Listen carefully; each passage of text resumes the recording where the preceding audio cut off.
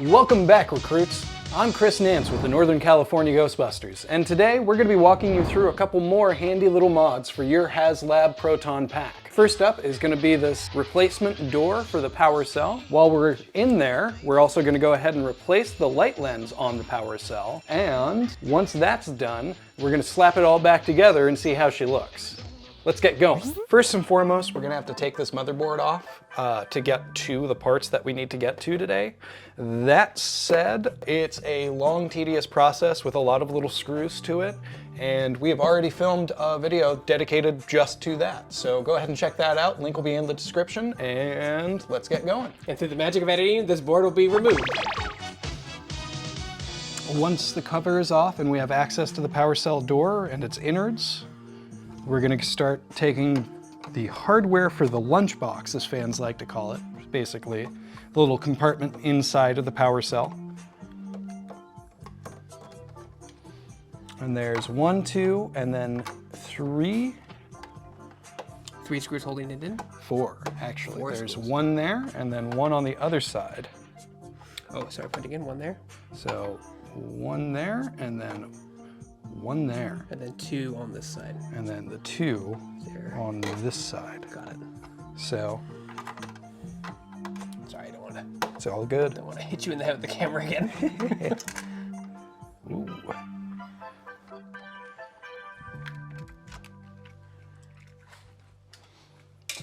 Okay, so those 4 out of the way, I can go ahead and pull this whole wall right up and out.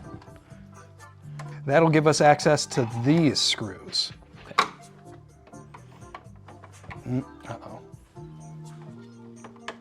This is where we get a little fiddly, isn't it? I haven't been using these screwdrivers because they're too fine and I don't want to strip these screw heads out.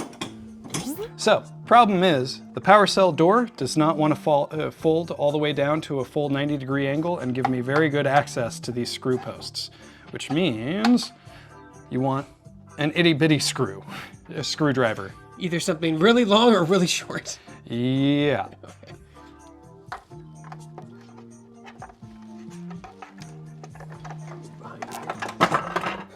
There goes that power cell wall door.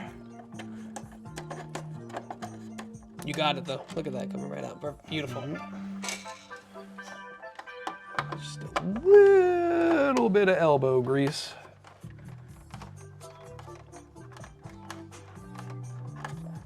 I don't even know if I'm, yeah.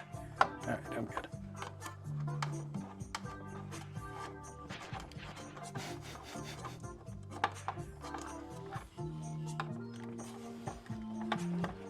So, the thing that makes this kind of a pain is I really have no idea if I'm making any progress here. I'm going entirely off of feeling.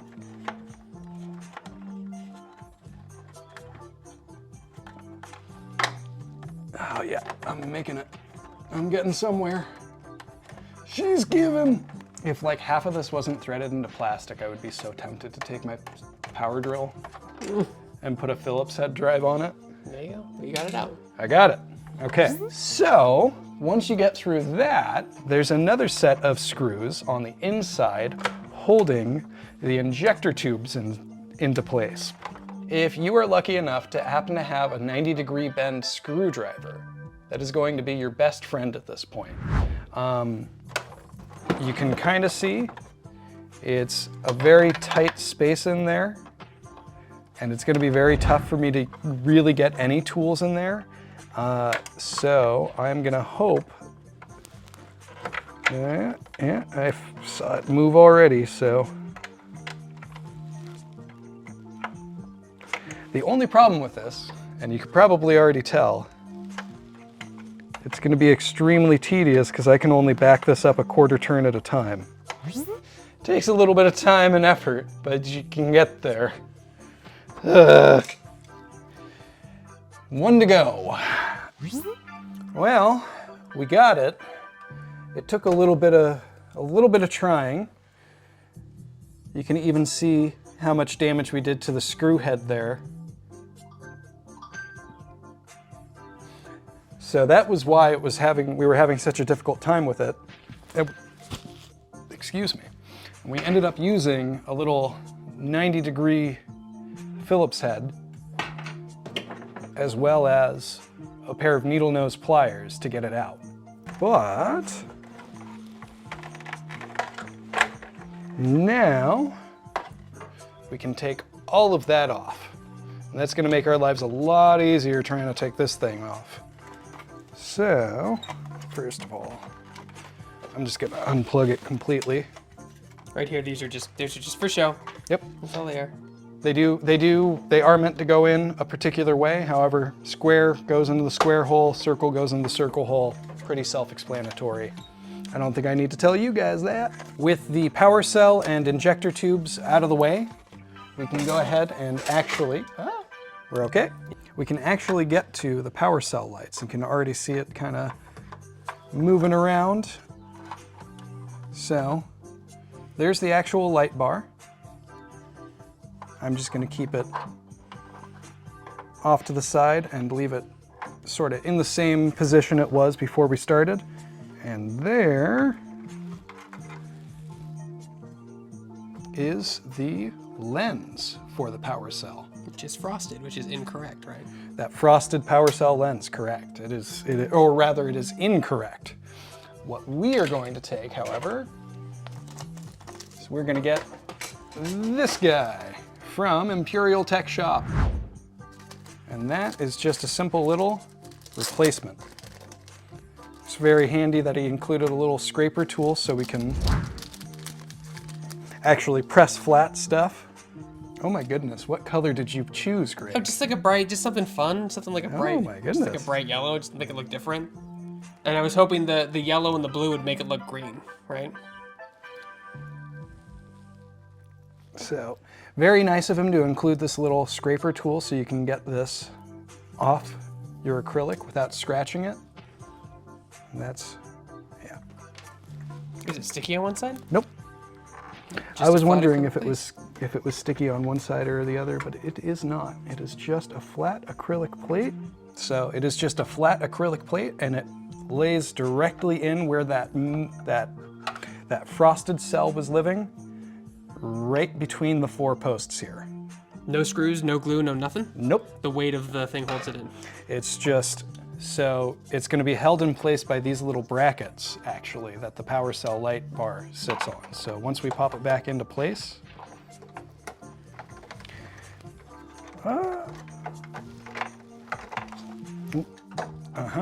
okay, I'm seeing a slight change to our plan here. Let's do it that way. How about if I can get it to stay? So, very well cut little piece of colored acrylic. It fits directly into the box for the light setup. Instead of putting it on the bottom like we showed you at first, I just held it inside that little compartment we just showed you, and then held it in place with my fingers while I slid the whole mechanism into home. And then it should be on the other side, right? And then we should, Yeah, it looks solid to me.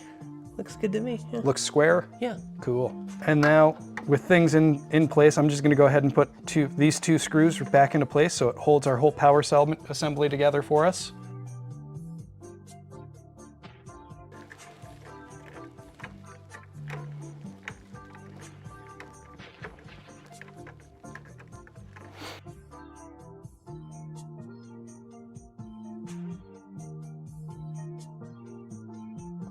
I just want to pick the whole thing up now and get a look at it from the other side to make sure everything looks good. What do you think, Greg? I think it looks rad. Nice. Everything I ever wanted. And that's how you install a new power cell lens. Obviously, once you have that in, you want to go back and kind of reverse all of the steps that we took to get this far. But that's pretty much the idea. With the power cell wall and injector tubes off of the pack, we're going to take it off to a separate space where I have a little bit more work room to work with. And in fact, let's just slide that little lady out of the way there for safety's sake. Don't want to go whacking on nuclear accelerators with hammers or anything. So you want to make sure that you have your hinge pin indexed correctly when you go to do this. The obvious way is going to be the ribbing is going to be down. The other real tell is if you look at the hinge itself, on one side it has this knurling, and on one side it does not. So the side without knurling is the side that's going to get pushed through. Now to do that, I've got a long, thin screwdriver and a hammer. Well, Kind of a hammer. kind of a hammer. It'll do, okay? So I kind of wanted to use the vise for this, but I'm afraid that I can't tighten it down on the walls of this enough to get it to hold in place when I go to hit it without breaking the plastic, so. Oh, there it goes. That got it.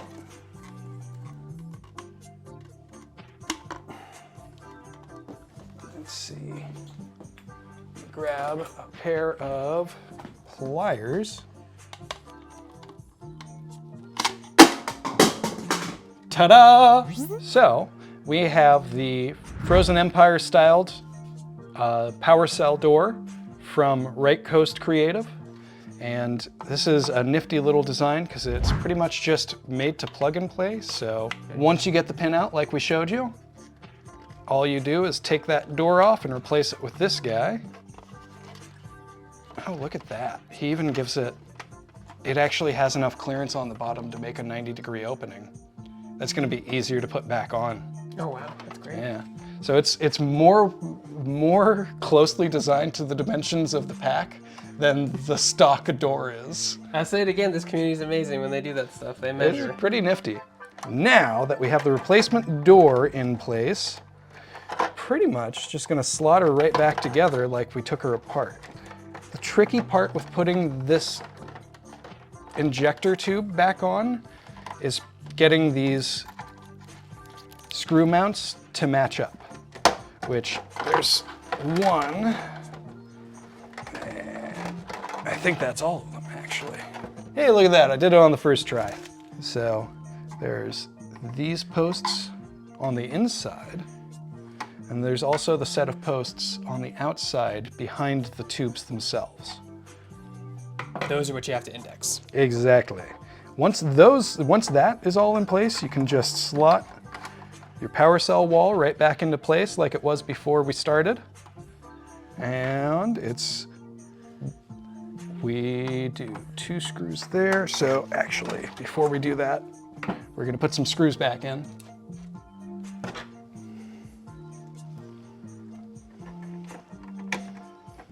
And because Right Coast Creative is a G, look at that. It's going back in easier than it came out. And that's because it lies flat, right? Exactly, because this door lies flat now, and I can actually get a long screwdriver into where I need it to be. Once the door is attached and in place, you will notice with Right Coast Creative's doors, he has these sets of magnets in the corner here. Now, at first we actually thought these were actually part of the embedded magnets. They are not. This is the hardware that he has included with his kit. So you can see they just slid right off the top of those embedded magnets. And what we're gonna do is we're gonna go ahead and use a little bit of crazy glue. Theoretically, All right. one by one.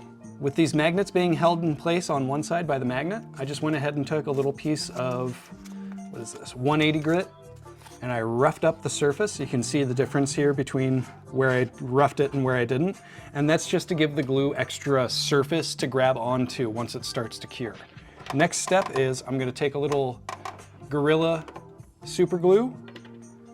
I like Gorilla brand, it's strong, it works well, and I'm just gonna do one little dab on. Oh, that might be too much. Yeah.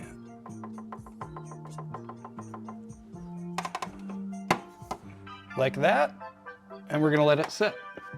It really shouldn't take too long, but given the forces at work here, I just wanna make sure it's good and cured before I try to open the door at all and put pressure on those magnets where they're glued in.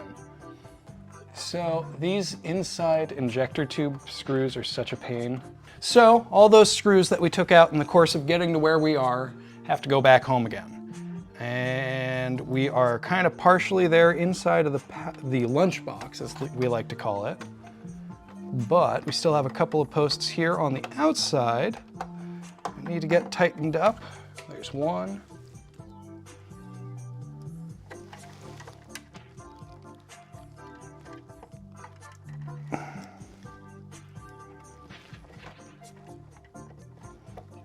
There's two.